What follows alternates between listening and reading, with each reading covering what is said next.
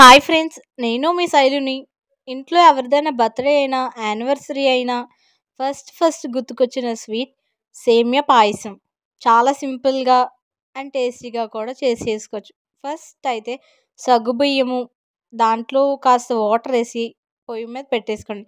అది ఉడికేలోపు ఒక పక్క పాన్ వేసుకొని, ఒక 2 టేబుల్ స్పూన్ నెయ్యి వేసి, దాంట్లో ఫస్ట్ జీడిపప్పు ఏపేసి పక్కన తీసిన తర్వాత, అదే నెయ్యిలో సేమ్యకాలు వేసి బాగా వేపనివ్వండి. కాస్త బ్రౌనిష్‌గా వచ్చిన తర్వాత ఆపేసి, అంతలోకి ఈ సగ్గుబియ్యం ఉడికిపోయిన తర్వాత, ఈ సేమ్యకాళ్ళు కూడా వేసి, ఉడికిపోయిన తర్వాత, మన టేస్ట్‌కి తగ్గట్టు పంచదార అయితే వేసుకొని, చిటికెడు సాల్ట్ కూడా వేసి కలపండి. అండ్ ఒక 2 యాలక్కాయలు కూడా చితగొట్టి వేసేసి, అలాగా కాస్త కలుపుతూ, కాస్త దగ్గరగా అయిన తర్వాత పాలు వేసి కలిపేసి, జీడిపప్పు వేసేసి వేడి వేడిగా సర్వ్ చేసుకొని తింటే సూపర్‌గా ఉంటది. థాంక్ యూ అండి. And follow for more videos.